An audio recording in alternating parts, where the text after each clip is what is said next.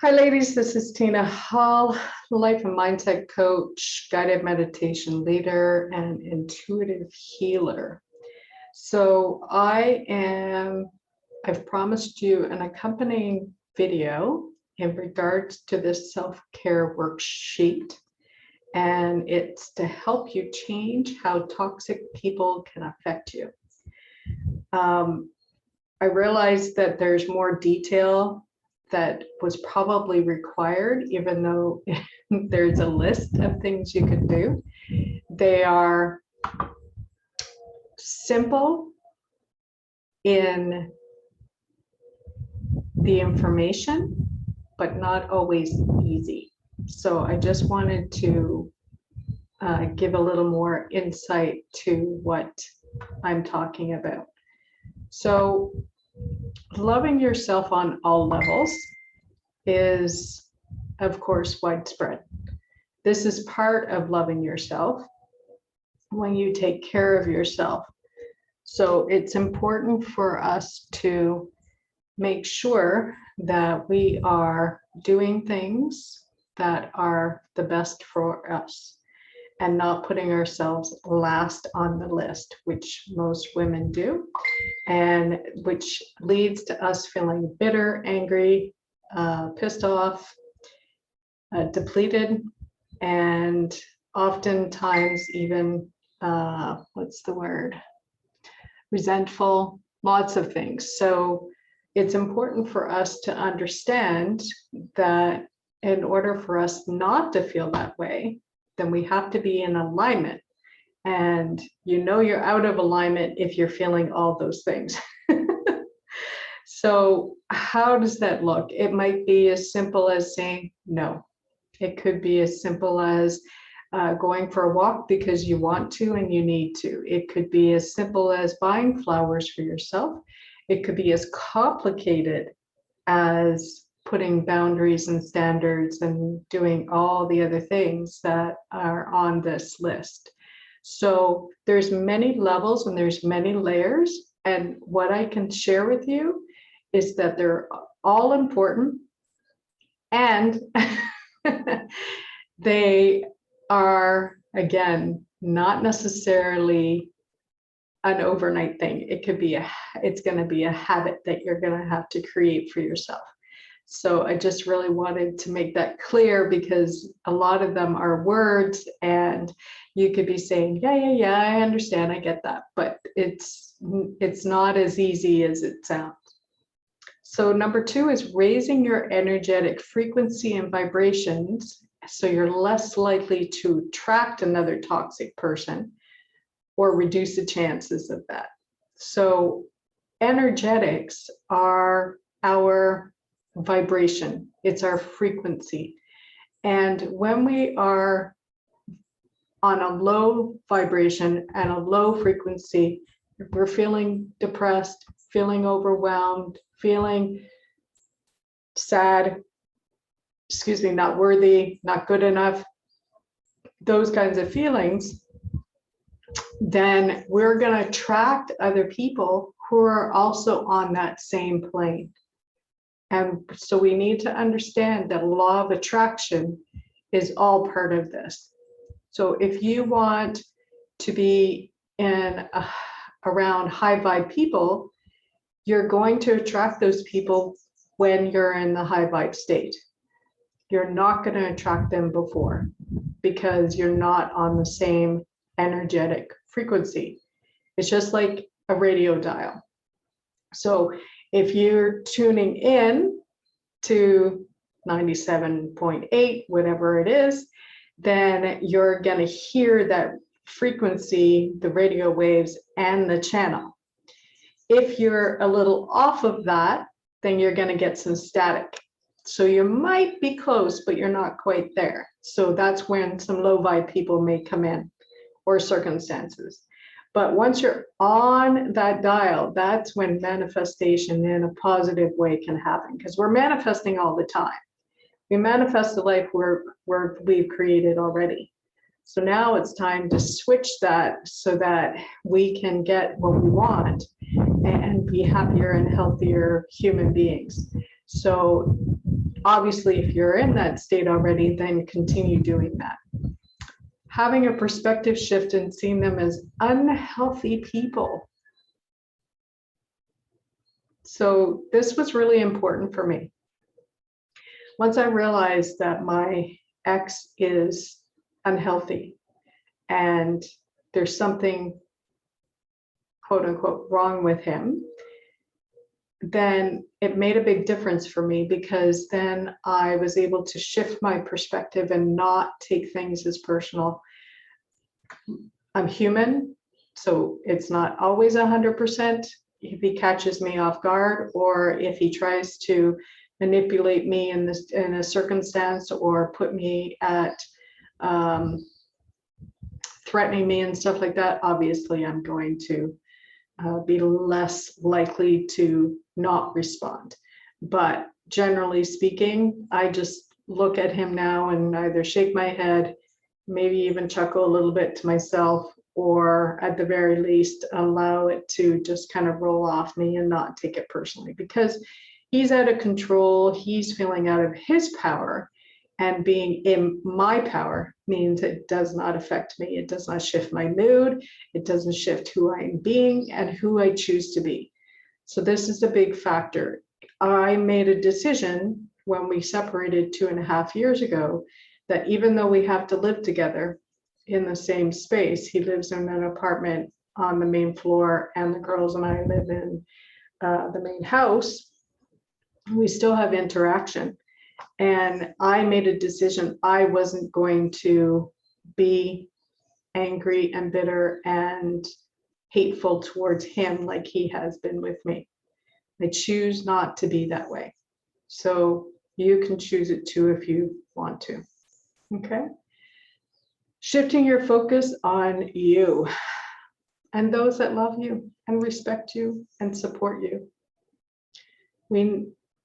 I needed to stop worrying about him. I needed to stop focusing on him, stop focusing on what he was doing, what he was saying, how he was behaving.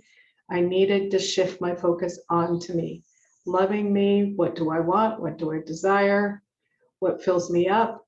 What makes me feel good? All of those things. That's a part of loving yourself and knowing who you are. And when we do that, it really makes a big difference, because at the end of the day, most narcissists don't care about us. Truly, they don't. We are a tool to be manipulated and to be disrespected and to be at their whim. So it's important for us to realize that they will not change. They will never change.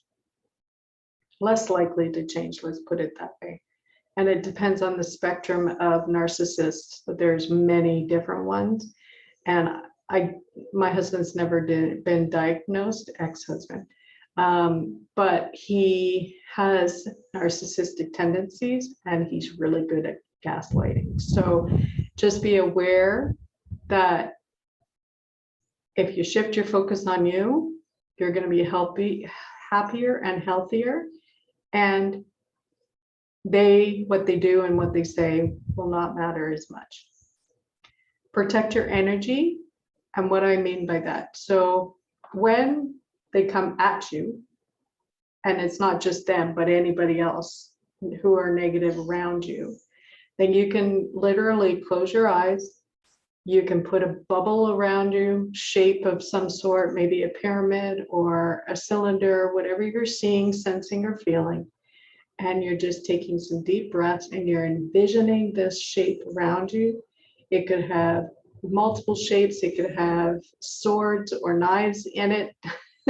It can have multiple colors or just one color.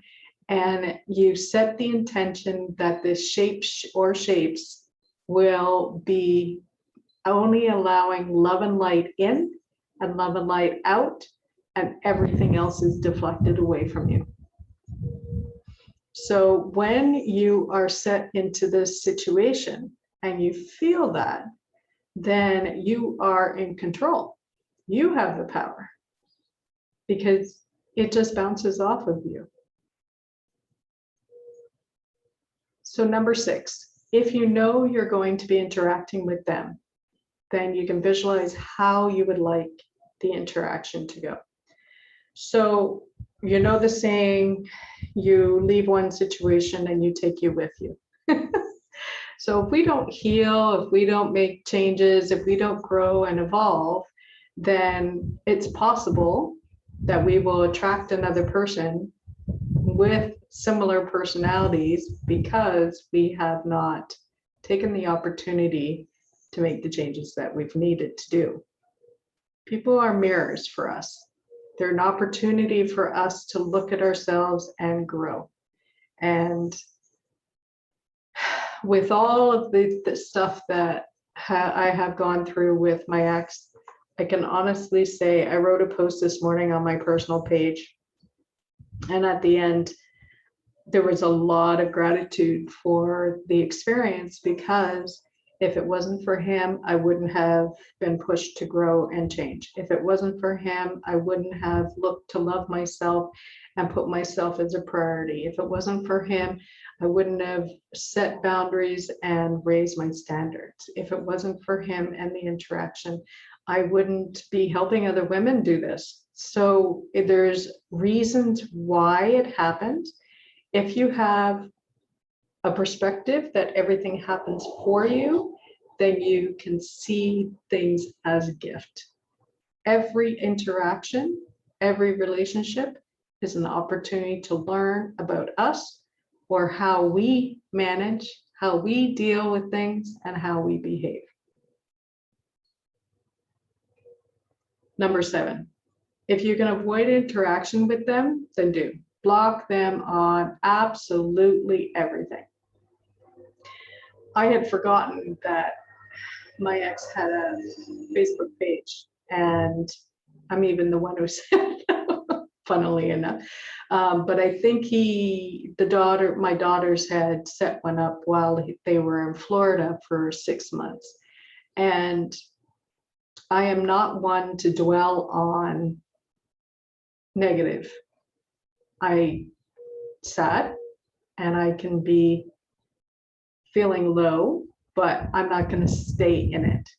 And he was seeing the fact that I was creating, and I was sharing, I was toasting, and I was having a bottle of champagne, and because I was doing a gratitude challenge in my Facebook group. And part of it, of course, was also that I was soon going to be going up to Florida to be with them, because they were away for 6 months for tennis. But he took everything I did and he made it about the fact that, oh, I must not miss them.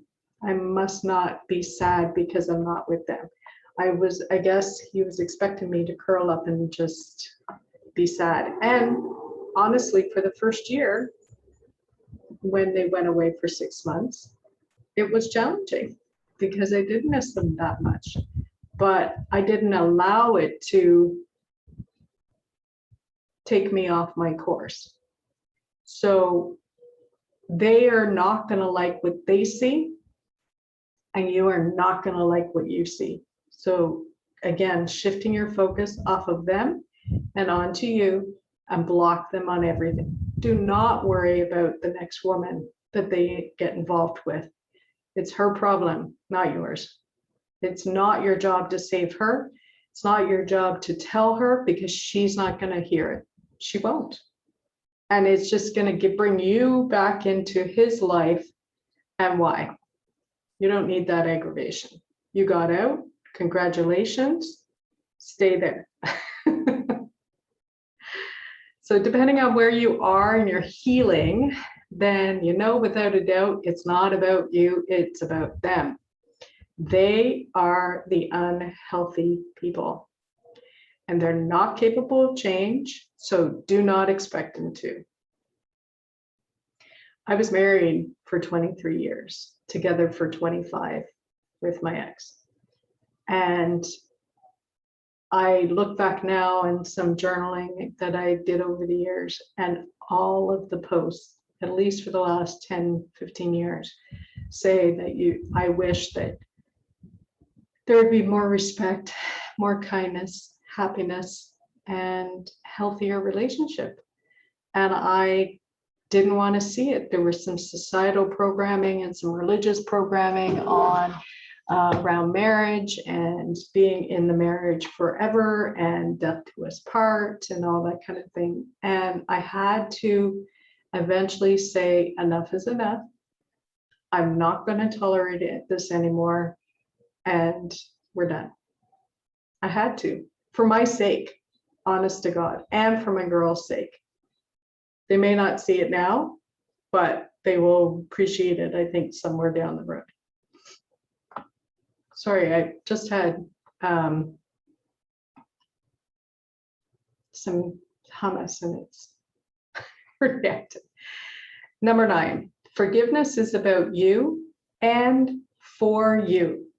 And time when you're ready. When you're ready. I'm not saying it's not going to be now, especially if you're just getting out of the relationship. But when you're ready, it's something you want to consider.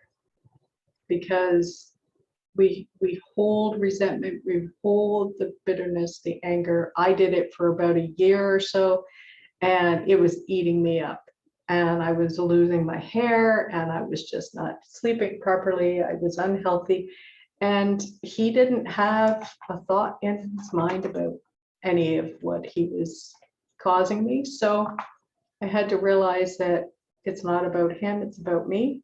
So I forgave him for his behavior, but again, realizing he's unhealthy and it's quote unquote not normal necessarily, then I was able to release him.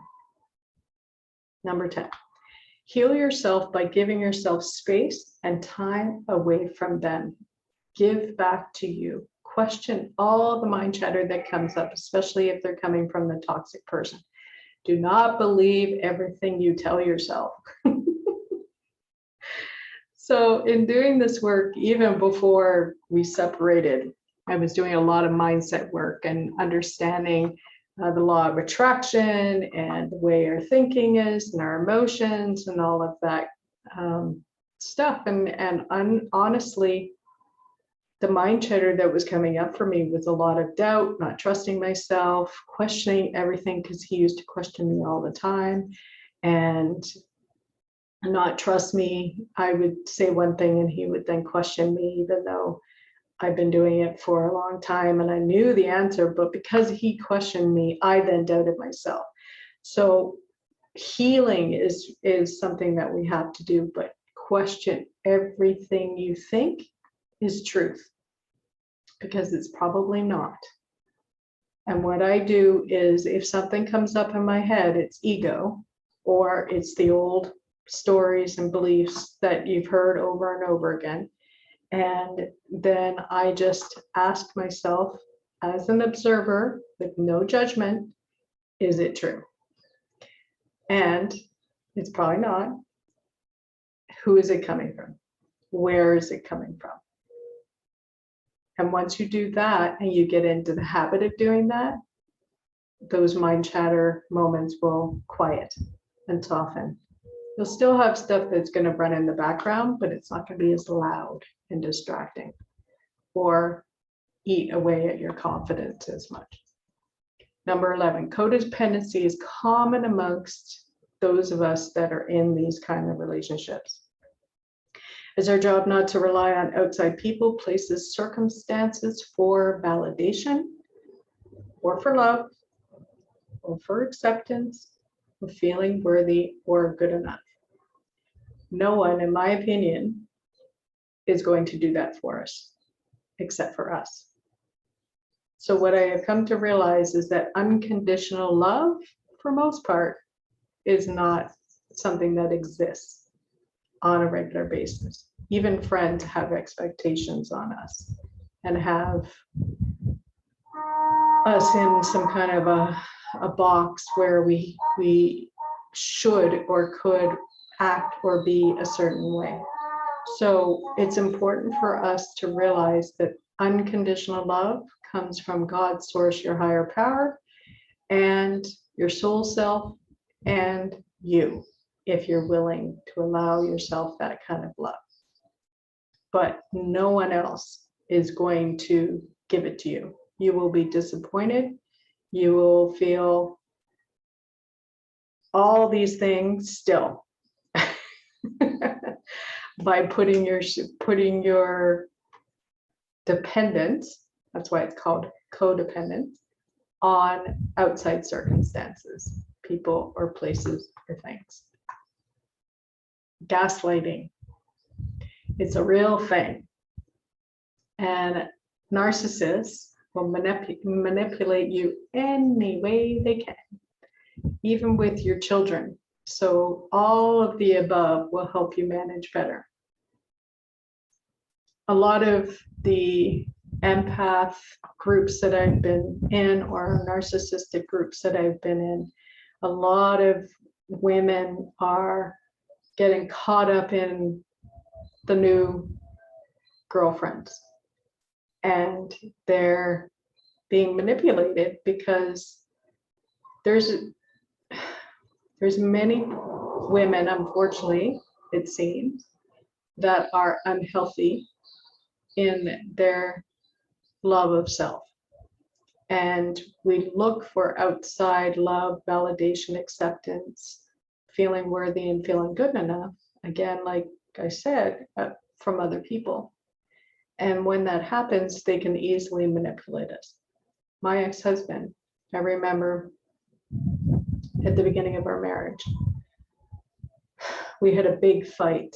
I can't remember what it was about, of course. And his first reaction was to leave the apartment and go to the movies. But he didn't tell me he was going to the movies. He didn't tell me where I was going, and it left me feeling very insecure.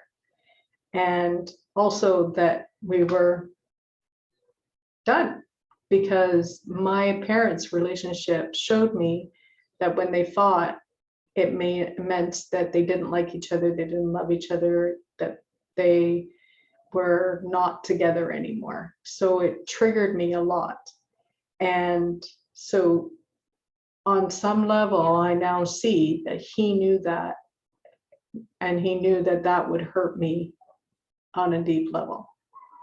When there's things in our relationship that I was in doubt of,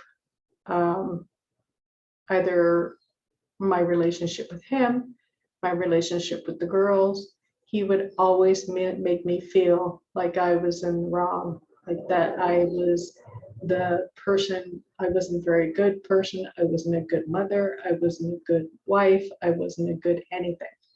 So whether they know it or not, it doesn't matter. But they will manipulate you. They will make you feel bad about yourself, and they will make you doubt yourself and not trust yourself and feel bad about yourself. So I really want you to be aware of that, because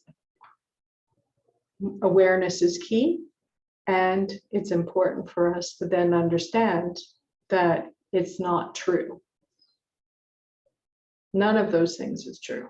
You're doing the best you can with what you have, then you're a good person. Be in your power. Being in your power has been the biggest gift out of this whole experience. I didn't realize how much I was out of my personal power until I started working with a coach. And she taught me how and what it means to be in your power. When we're in our full power, we know who we are, we know what we want, we know where we want to go, what we want to do, who we want to be, and how we want to act. And we don't have to justify, explain, or go into any kind of diatribe with why we feel what we feel, think what we think. It just is. So this is a big thing. It's no little thing. So it's not easy, but it can be done. No is a full sentence. There is no need to explain yourself. No is no. It's a full sentence. Use it more often. And if you don't like something, no. If you don't want to do something, no. You don't have to say it like that. You can say, no, not now. I appreciate it. I thank you, but I'm not going to come or do or whatever it is.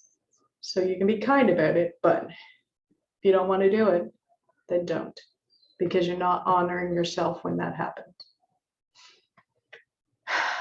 Raise your standards.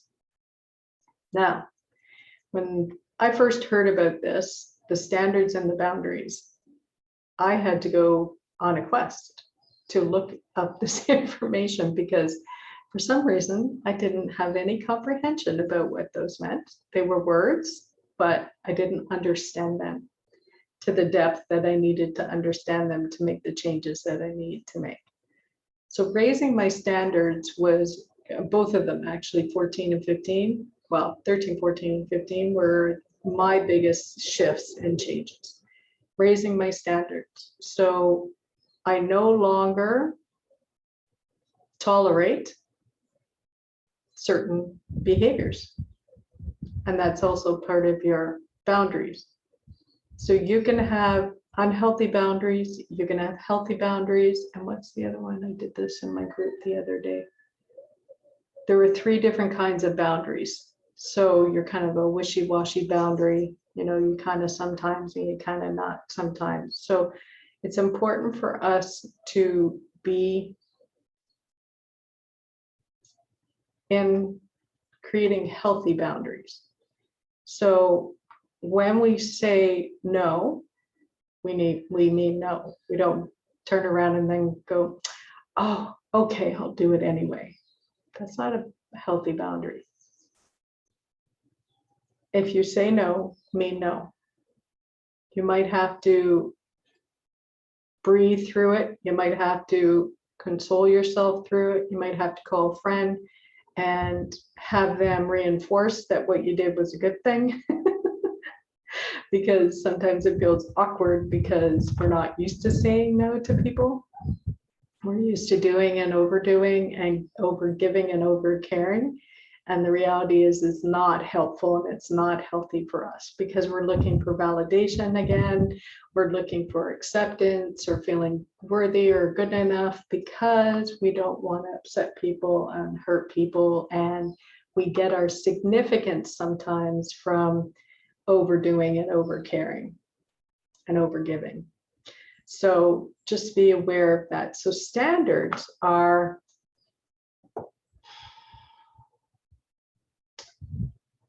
what are you going to tolerate?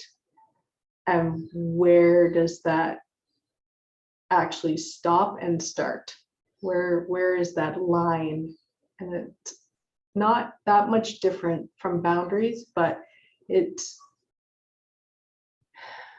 they kind of go hand in hand. Boundaries are you cross this line and there's no going back. We're done, or you're just not going to allow people to get to that point in the first place. So we just really have to set the course for what's working, what's not working, and try to figure out the best way to go about staying in our personal power, raising our standards, and creating boundaries. So I'll give you an example. My girls this past February, it was around my birthday, and there were a lot of stuff that was going on behind the scenes, and I didn't like it. So I expressed my concerns and my disappointment in the girls. I have a right to express that. My youngest daughter and I got into a bit of war of words, and because of that, her voice was raised, and my ex came running into the house and very in my face, calling me all kinds of names, and was just really angry and had to be held back from hitting me. So, but because of how they treated me, the girls, I decided that I wasn't going to do the dishes anymore for them. They were going to do their own dishes, and I wasn't going to do the laundry anymore because I felt I deserved more respect, not just as their mother, but as a human being. And so that was where I raised my standards and not tolerated things anymore. So, and again, set my boundaries. So again, it's something that needs to be worked on. It's not always easy, but with time and practice, you will get there. And I really want to leave you with this. Know that you're worthy and deserving and more than good enough for so much more out of life. Life can be great and happy and joyous, and you can surround yourself with people that are loving and kind and respectful and treat you like the goddess that you are. Do more of that. And if you can't find those people, eventually you will when you raise your vibration and your energetic frequency. And when you do that, life is sweet. I have done that, and it's getting better and better with time. So just be aware that these things can happen for you. So it's not a quick fix. It's not a magic bullet. It's basically helping you to understand and to grow and to know that it can happen for you too. Okay. So if you're interested, I have some one-on-one client spaces available. So it's, we need to have a conversation to see what that will look like. I have different programs. I have different ways of doing things. We can do a results program, which is basically over a 3-month period, and we see how things work. I have actual programs, group programs that I have. I have one-to-one, just you and me, and we could do it one session at a time, over time. It's best if we have a conversation, because if we have a conversation, then I can tell you what I think is best for you, and then you can decide what you're willing to invest in and how you can go about doing that. So the next program that I have starts on Friday the 13th this week. It's a 12-week program. It's called Be the Movie Star in Your Own Life. It's a healing program from toxic relationships. And it is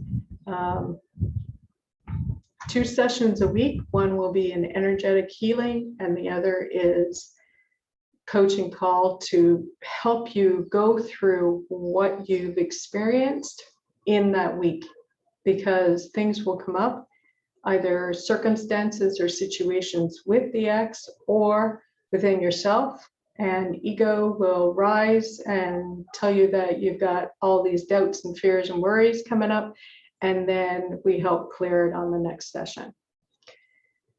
And if you'd like to just follow me for a while, just to get to know me and figure out if I really know what I'm talking about, then you can join my Facebook group. It's free, and it's called Healing Empath Post Narcs is the actual titling, but it's called Empath Healing from Narcissistic Relationships. So you could just copy and paste this and link into your browser, and then you can join the group. So if you have any questions, please don't hesitate to ask me. You can email me back, and we can talk through it. If you join my group, it's awesome, and then you can post whatever you want to post in there. On Fridays, I do a free Facebook Live coaching call. So if there's anything that comes up for you, you can just ask the question and I will address it to the group. Have a fantastic day, and I hope this worksheet helped. Take care. Bye.